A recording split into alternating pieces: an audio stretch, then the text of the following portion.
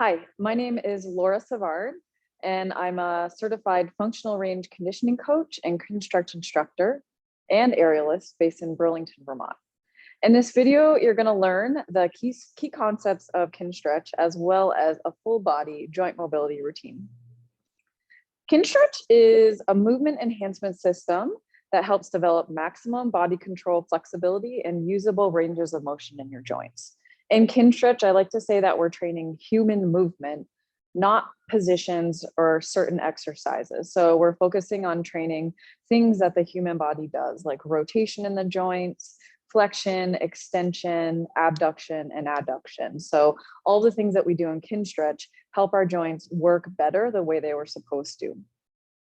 Kinstretch is a little different than other fitness classes you might have taken in the past. And there's 5 different ways that I like to explain people as to how it is different. The first way is that we use periods of extended stretching followed immediately by isometric contractions that help to strengthen around the joint. The second is that we are always going to work in our end range in Kinstretch. So our movements will be very small and isolated, which is going to be really different from what you might experience in another fitness class. The third is that in Kinstretch, because the things are really difficult that we're trying to accomplish, we use a full body tension or full body contraction or effort. And you'll hear me cue this a lot during a class. It basically just helps us do the movements better and stabilize our body so we're really able to isolate the area we're working on. The fourth is that in Kinstretch, we use some base positions. So these base positions are just a starting point for your body. In Kinstretch, I like to say that it's not about what your position looks like, it's about what your position feels like. So I'm going to offer generally a lot of different ways to set up your base position so that you're feeling the area that we want to work. So again, it's about what you feel, not about what you look like in Kinstretch. The fifth reason that it's different from other fitness classes is that you're going to feel a lot of things. So things that are okay to feel are some things that are like maybe crunchy or stuck, tight, maybe cramping can happen sometimes. And those things are all fine. The things that you do not want to feel in Kinstretch or in this joint mobility routine you're going to experience in a little bit here is anything that feels like nerve pain or pinching or any other sensation in your body that for you is definitely a red flag. Those are indications that something else is happening in your joint. And I would highly suggest that you visit your doctor, physical therapist, or another professional to get that looked at. If you do feel any of those things in Kinstretch or what we're going to be doing, you're just going to make your range smaller, or you're going to kind of bypass the area where it's being triggered. So we always work pain-free during our joint mobility routine and always in Kinstretch class as well. And the last reason Kinstretch is different is that it is not easy. So joint mobility work is really hard, and it's going to feel hard in a different way than maybe running on the treadmill or running outside, taking a bike, lifting some heavy weights. It's a hard, very internal type of feeling, and that is okay. So we really need to work outside of our comfort zone because that is where the magic happens. I always like to tell people. So those are some of the reasons and ways that Kinstretch is different than other fitness classes. And just keep those in mind as we go ahead now into our full body joint mobility routine. And if you do take Kinstretch classes in the future. So what we're going to do next is a full body joint mobility routine. We're going to go through all the way from the top of the body all the way down to the bottom. We're going to kind of hit our major joints. So our spine, shoulders, arms, hips, elbow, wrist, knee, and ankle. And in this mobility routine, there's a couple things that we want to think about. And that is Kinstretch's purpose is to help us make our joints work well the way that they were supposed to work. So the way they were designed to work. So in our routine, we're always going to try to isolate the joint we're working and peel back any type of compensations that might happen in the rest of the body. So isolation in this is really key. The second is that you're just going to go slow and feel what you feel. This joint routine is a really great way to assess your own body, and it's actually a way that I use to assess clients as well. So we're going to go ahead and get started, and we're going to start working at the spine, and again, we're going to work our way down to our ankles and our feet. And a couple things that you might like for this are a couple blocks. They're not necessary, but they can be helpful for this routine. And actually, we won't start with one right now. We'll grab it in a second. So we're just going to start with our neck. So I'd like you to just stand. You could also do this kneeling or sitting. Definitely, that's fine as well. You're just going to find a long straight arm, maybe just a gentle fist here. Again, trying to find a little bit of tension in the body. So that way, when we do this little neck movement, nothing else is moving. So we're just isolating in the neck. So you're going to drop chin to chest. You're going to take your chin, scrape your collarbone to the right, dip your ear behind your right shoulder, roll your face up to the ceiling, dip your ear behind your left shoulder, and then scrape your chin back down the left. And then you're going to go again. So it's going to go a dip, a scrape, a back, a look up, a back, and then a scrape back. And you'll do it one more time in that direction.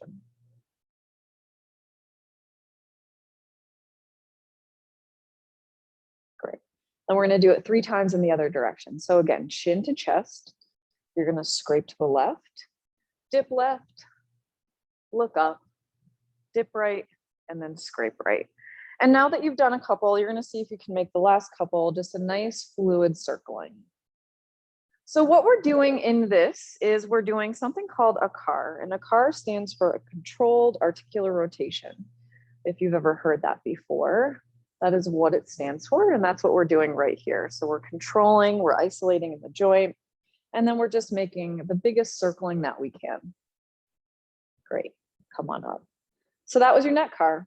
I like to use that in the morning. I feel like I've slept on the sidewalk in the morning, slept weird all night. That can be a really nice one. Just kind of wake up and just do gently and just get a little bit of motion in your body. We're going to move down the spine next to the lumbothoracic area. So that's going to be kind of like the middle upper back. I do like to use a block for this one, and I'm going to show it a couple different ways. So I'll first show it to you straight on, and then I'll turn sideways. So I like to hold my block just in front of me. And again, this block is just a little bit of a little something so that you can kind of hold against and brace against, because in this CAR, there are some compensations that typically happen in the lower body, and I'll point those out in a second. So just to get started, we're going to round forward. You're going to side bend to the right. You're going to extend your upper back and look up, and then you're going to side bend to the left, and you're going to round forward again. Okay, and you're going to do that a couple more times this direction, making it nice and smooth. And again, in our CAR, in our controlled articular rotation, we're always A, trying to isolate, and B, trying to find the largest range of motion we can that we have at that time. This can be a really nice one if you've been sitting at a computer all day, just to get the spine moving in all directions here. That lumbothoracic area. Good. I'm going to turn to the side. I'm going to do it to the side. I'm going to show you some common compensations that typically happen in this. So as we round forward, okay, we're going to round forward, side bend to the right. And then here in this moment, as we come back and extend the upper back, a lot of times what I see happen is someone's low back will take this in their low back. So I really want you to think about tucking your tailbone between your legs and finding some length in that low back. So that way, when you come into extension here, it's focused in the upper back. So mid back area and up. So I like to think about my bottom tips of my ribs almost popping forward, my collarbones popping forward. And it's a lot of core work to hold yourself in this position while you're keeping the low back nice and long. And then we'll go ahead and finish that off. Good, coming on up. Let's do that one to the other side. So we'll go to the left now if you haven't done that yet. So we're going to round forward, side bend to the left, extend up and over as you're thinking about that low back, keeping the tailbone tucked, thinking about extending from the upper back, popping the bottom tips of the ribs forward and the collarbones up to the ceiling, and you'll side bend to the right and fully come forward again and back. So that was the lumbar thoracic CAR. We're going to move down to a full spine CAR, and this one is done on all fours. If you have any knee issues, you could also do this one standing with your hands like on the bed or maybe a piece of furniture, so that way you weren't on your knees. So for this full spine car, I always like to tuck my toes, so it's something to kind of brace against. You'll feel in a second that there's a lot of work that happens in this one. And all I want you to do to start is do a couple cat cows. So we've all done cat cows before. So as you come into cat, you're rounding, and this is flexion in the spine. And then as you come into cow, we're extending, and this is extension in the spine. So you're gonna go for a couple more. So if you think about the spine, there's a lot of little bones and joints in the spine. So it's really important that we learn how to move them all individually, that we can kind of find some segmental movement in the spine. Good. All right, so I'm going to start in my cow. Okay, so right now the back is an extension, our spine is an extension. And what you want to think about is finding some tension in the body, okay, and really pressing into those toes a little bit, pressing the floor away. And then what I'm going to think about are 2 strings attached to my collarbones, lifting my collarbones up to the ceiling. And then I'm going to maintain that feeling for as long as possible. So now what we're going to do is we're going to start to maintain that upper back feeling of extension, those 2 little strings pulling you up. You're going to take a big deep breath in, and then on your exhale, you're going to start to tuck your tailbone between your legs. Okay, start to round in the low back. So we're bringing the spine in the opposite directions, continuing to keep extension in the upper back for as long as possible. So we're kind of making a wave, come all the way up through the spine. And then when you can't maintain the extension in your upper back any longer, you're then going to let your head, neck, and shoulders round forward, and look, we're in our cat position. So from cat, we're going to do the same thing. So press that floor away. Really see if you can tuck that tailbone between the legs, find some really nice rounding in the spine. And then we're going to inhale. On your exhale, you're going to keep your upper back rounded for as long as possible. And you're going to start to flare and extend out through that low spine. So tailbone starts to flare up. I'm still rounding in my upper back as much as I can. I'm going to make that come all the way up the spine until you come here. Lights. All right, so that was our full spine car. That is a really great one to practice. If you do anything of these cars, the full spine one and the hip one, which we'll get to later, are really, really great. And any of the shoulder ones we're going to do. So we're going to start to move down to our shoulders, and I'm going to kneel for these. We're going to take the hands now just to the side body, and we're just going to start to do our scap. So our scapular car here. So your scap, your scapula are your 2 like shoulder blades, kind of bones here, just moving freely. They have a lot of movement.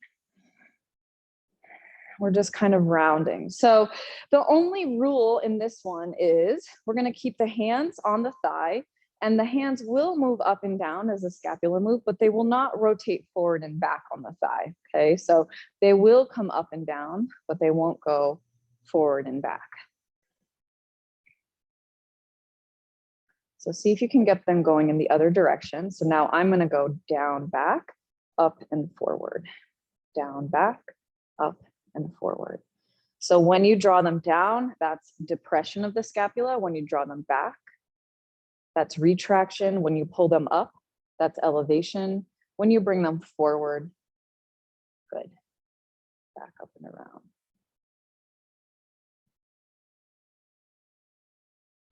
Great. So that was your scap car.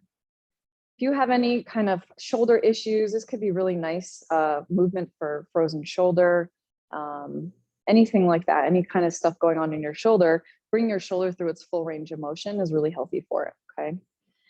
So now we're going to come into our glenohumeral car, which is basically now the arm moving in the shoulder joint. So the joint here with the shoulder and the arm is called the glenohumeral joint. The scapula are now going to stay very quiet, and we're just going to be moving the bones of the arm here in the joint. So what I'd like you to do is start with your left hand on your shoulder. This is just to help you think about keeping the shoulder down and away from the ears, because a compensation I see a lot is that the shoulder wants to come up into the ear. So what we're going to do is we're going to go palm up. Right now, your arm is in external rotation. We're going to start to sweep it up and around until you can't go any further. So right about here for me, I can't bring my arm back any further without internally rotating. So to internally rotate, you're going to sweep your palm behind you and reach your arm back. From here, we're going to come back the way we came. We're going to lift up in our internal rotation. Right now, if I don't externally rotate, I can't go any further. You're going to externally rotate and come forward, okay? This is one where people can have a lot of sensation. So again, if you feel anything that's nervy, pinching, something that's like really popping or not feeling good, again, you're going to bypass it and really consider seeing a physical therapist or doctor to get that checked out. Good. We'll go for the other side. So now you're going to go left arm. We'll take our right hand on our left shoulder, just to let the shoulder come away from the ears. We're going to sweep up towards midline. Good. Right about here, can't go any further. So I'm going to internally rotate and sweep my arm behind me. Come back the way I came, up and around. So in many of these cars, this moment of rotation, right, from external to internal, internal to external, is the little kind of magic moment of this that we want to feel really smooth and really clear. Another way you can kind of practice this moment of rotation here is just to hold the arms out to the side, palms up, and then palms down and back, right? So you can practice rotating the arm and the shoulder just by doing this nice rotation. And if you look at your bones, right, you can look, as your palm is up, your arm is externally rotating. As your palm goes down and back, your arm is internally rotating, okay? So kind of watching your bony landmarks. Kinstretch also teaches you a lot about how your body moves, which is what I really, really like. Good, great. Great, so now we're gonna move to the elbow and to the wrist, and then we'll move to the lower body. So for the elbow, I like to have my elbow right by my side body. And then all we're gonna do is we're gonna take a hand, let's go palm forward. So your palm will face me. You're gonna drop your hand down, open your palm up, and then close. And then open it, drop it, open it, and then close it. Open it, drop it, open it, and close it. So if you look at what's happening in the arm here, you're gonna notice that the top bone of your arm is staying nice and quiet, and all the movement is happening from the elbow down, right? So the reason that the palm can rotate here, up and down, is your elbow. And you can kind of play with starting with your palm different directions. So your palm could face you, could face away. You're just gonna kind of find that moment, little moment of rotation. Good. We'll go for the other side for elbow. So elbow by the side body, okay. Let's go palm forward again. We're gonna press down, open the palm up, and then close it. Open it, press it, open it, close it. Good. Open it, press it down, open it again, and close it. Good.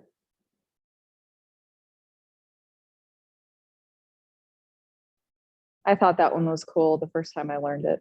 I'd never moved my elbow or thought about moving my elbow like that before. Good. Okay. So that was your elbow. We're going to move down to the wrist. So for the wrist, you're going to take your elbow right by you. So now what's going to stay quiet are all the bones in the lower part of your arm are going to stay quiet now.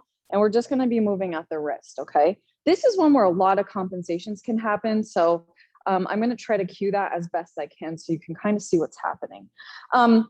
So the first thing you're going to do is kind of pin your elbow by your side body. And this just gives your body a little bit of feedback like, okay, I'm going to keep my upper arm really quiet. I'm also going to keep my lower arm really quiet. And I'm going to do that by taking my hand on my forearm, so my opposite hand. If you look at your forearm right now, you want it to be nice and parallel to the floor. If you could like balance a full glass of water on there, that's what you're going to kind of think about, because what we don't want to happen is the forearm to rotate while we're moving the wrist and the water to spill out. So you're going to see if you can keep that nice and quiet, make a gentle fist here. And now you're going to start to do little circles in the wrist. And again, you're going to make sure that the forearm does not twist at all, does not rotate at all. It just stays flat. Your glass of water stays super super full, nothing spills out of it. Sometimes this one can be a little bit like difficult to get going just with the brain. So what you could also do is break it down a little bit. So you could just flex and extend here, the wrist. So up, down, and then you could go side to side, okay?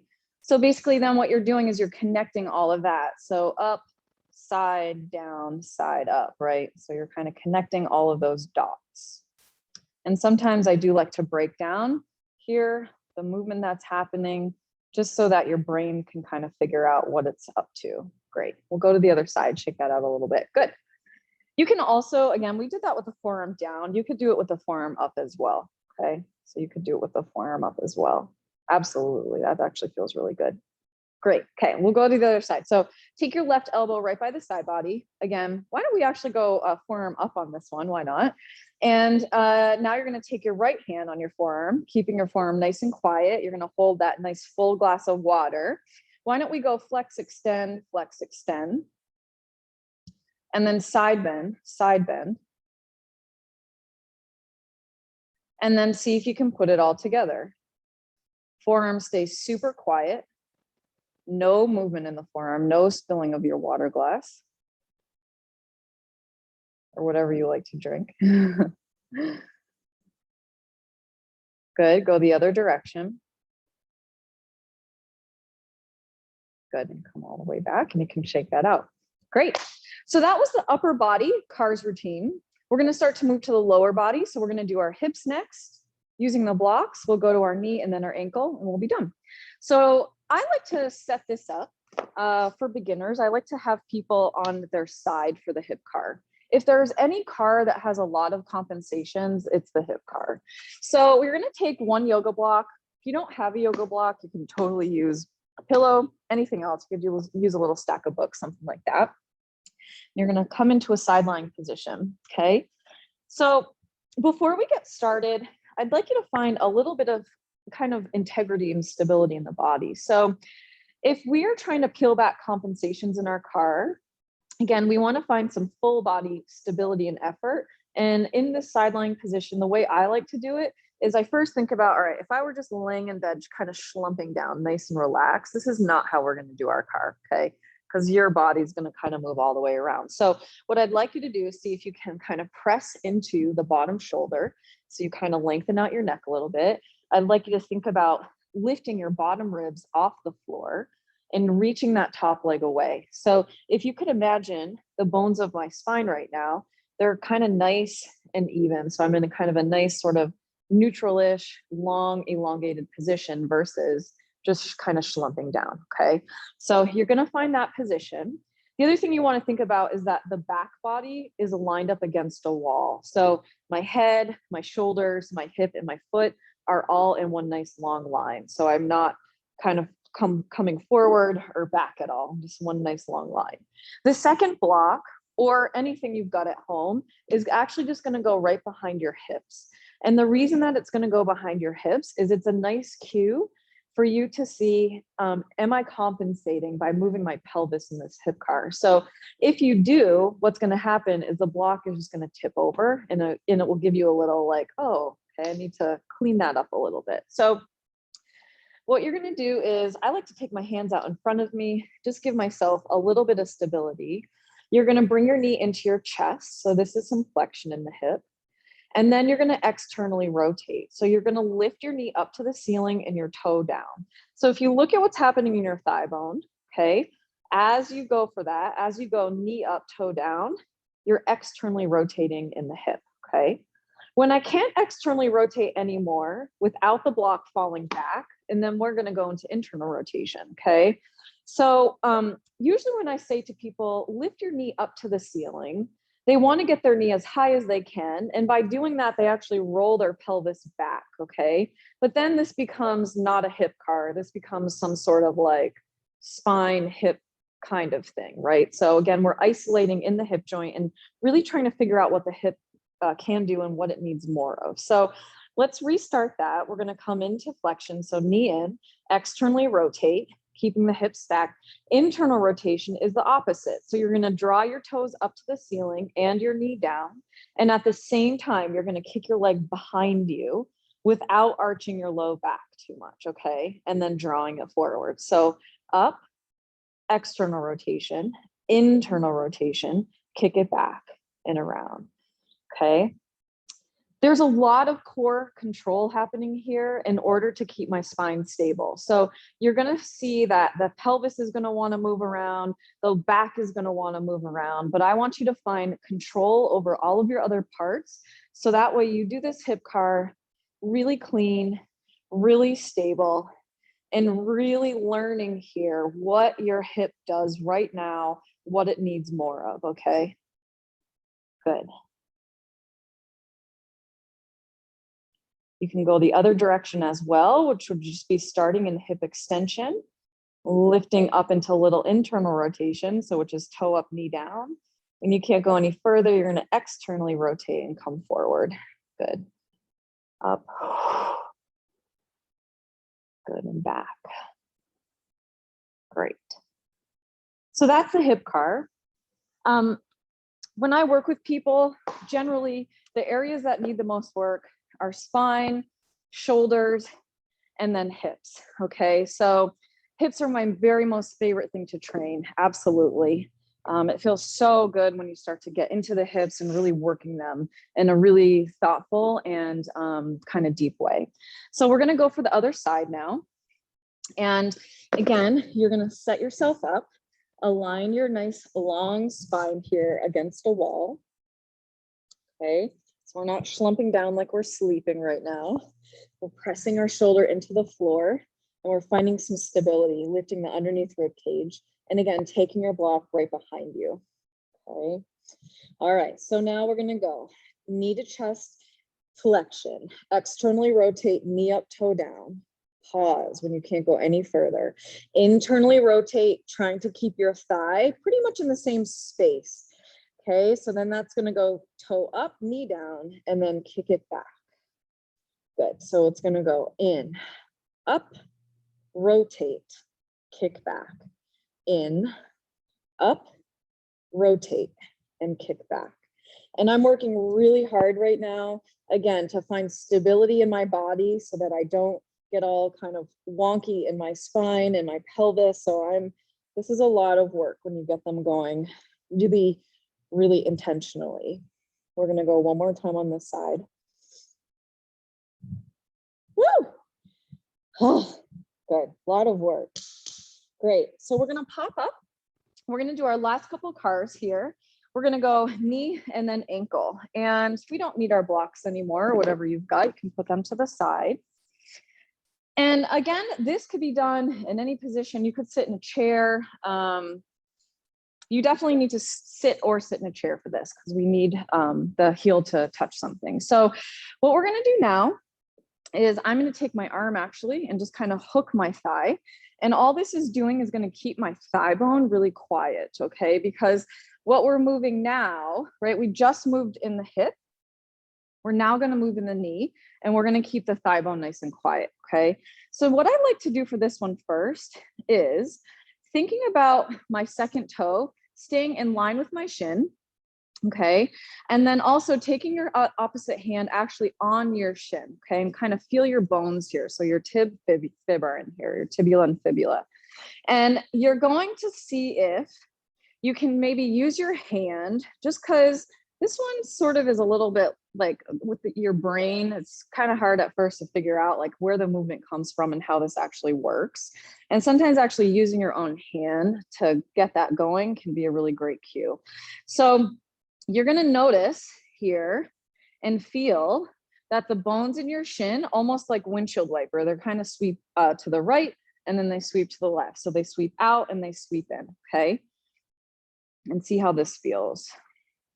When you feel like you've got it going, you can release the hand and just kind of watch your bones, watch what's moving, and notice here, okay? How much internal rotation do I have? How much external? So as you go big toe in, right? This is internal rotation. As you go pinky toe out, that's external rotation. The other cue that I like to do for people is taking your fingers behind your thigh, and you should feel a couple tendons right on either side of the thigh. And as you do this knee car, as you sweep right and left, you should feel the tendon actually kind of get a little bit tighter, right? So as you sweep into internal rotation, I feel my inside tendon kind of get a little bit tighter. And as you go external, my outside one gets a little bit tighter. So if you think about actually contracting these tendons just a little bit more, you'll be able to tease out a little more rotation. So this can be a nice, kind of a nice cue for people to feel, and another way to do this car. So it starts to kind of connect in the brain. So once we get the rotation going, then we're going to add flexion and extension, right? Because our knee flexes and extends. So now what we're going to do is we're going to go internally rotate here. So big toe in. You're going to extend the leg up. When your leg is in the air, you're going to externally rotate and then drop it down. And then internally rotate, extend it up. Externally rotate and drop it down. Internally rotate up. Externally rotate and drop it down. Good. You can go the other direction as well. So you can start external rotation, lift, internal rotation, down. I personally find that when I actually lift my foot off the floor and try to do the rotation, this is something I'm still working on. It's kind of like a brain thing, I think, trying to figure out how do I drive that rotation without my heel touching the floor. So something to practice. But that's a full knee car, and we'll go for that on the other side. So now you're going to hook your left knee with your left arm. And again, using a little tactile cueing for yourself here, take your hand and actually see if you can rotate the lower part of your leg. Good. Feel that rotation, feel it going. Okay, if you like the cue with the fingers behind the thigh, this is a good one as well. And again, you're gonna feel the tendons get a little more tension. So they're gonna get a little harder. And if you want, you can think about, all right, can I tense the inside up one a little bit more, coax a little bit more internal rotation? Can I tense the outside one up a little bit more, and coax a little bit more external? So this one helps me a lot, actually. Good. Whew. All right, and then we'll do it with the full flex extend now. So now we're gonna internally rotate, extend up, externally rotate, drop it down. Internally rotate, extend it up, externally rotate, drop it down in a couple of the other directions. So externally rotate up, internally rotate down, externally rotate, pinky out, lift, big toe in and down, pinky out, extend, big toe in and back down, and the full release of that. So that was your knee car, okay? If you have any knee issues, this could be a really great one to practice. Again, just bringing the joint through its full range of motion is really what we're trying to accomplish, right, in Kinstretch. The last thing we're gonna do here is our ankle car, all right? And so now you're gonna let your foot come off the floor, and you're gonna keep the bones of your shin really quiet. So we just rotated all of this stuff. Now we're gonna keep it quiet. And I do like to take my hand on my shin just to give me a little bit of feedback about how I'm doing this. So first thing I want you to do is lift up and down. So kind of point and flex, point and flex. Okay, and then you're gonna see if you can go side to side. So it's like big toe in, pinky toe out, big toe in, pinky toe out. Really, really keeping everything else super quiet, okay? And then we'll connect the dots. So you're gonna lift, let's go big toe in, point down, pinky out to the side, down, up, and around. Good, and try to go the other direction. Always striving again for the biggest circle that you can find right now in your joint. Good, and a full release. Great, so that was your ankle. We'll go for the other side. Okay, so again, you're gonna hook, bring your foot off the floor. Let's point and flex, keeping your other hand here on your shin. I forgot to mention on the other side that you will feel your muscles contract in your shin, but you won't feel your bones rotate side to side, okay? And then see if you can go big toe in, pinky toe out, big toe in, pinky toe out, big toe in, pinky toe out. Good. And then try to connect those. So you're going to flex, big toe in, point down, pinky toe out. Good. Nice big circling around. And then try it the other direction. Whew, feels good today. Great. And then fully release that. Good. So that was the full body joint mobility routine. Again, those were CARs, controlled articular rotations. A couple things I didn't mention are that CARs don't actually expand your range of motion very much. They're going to maintain what you have and kind of clean it up. So I see CARs as, I use them a lot for warm up, but I also see them as maintenance, and I see them as cleaning house, right? So when in your daily life do you ever bring all of your joints to their full range of motion? Really hardly ever, right? So this can be a very, very great way to bring quality movement into your day. And you can do this pretty fast. So once you get the routine down, sometimes I'll just do 3 in each direction of all of them, and I could be done in less than 10 minutes, okay? So it doesn't need to be a whole kind of hour-long or 45-minute long situation. It can be really quick. If you find that some are really, you find that you need them more, maybe the hip one, I don't know, maybe your knee, your ankle, your wrist, maybe if you're at a desk all day, do those, right? So just know that you have access to all of these, and it can be a really good tool to have in your toolbox. So once we do CARs and we learn the CARs routine and we kind of self-assess, and we see, okay, I need a little more rotation to my hip. That's where Kinstretch and everything else comes next, okay? So in Kinstretch, we're really thinking about how do we really expand the space in our joint capsule and then strengthen that new space that we find, okay? So that's what we work in Kinstretch. So thanks so much. Again, that was our full CARs routine, a little bit about Kinstretch, and I'll see you guys for a full class soon.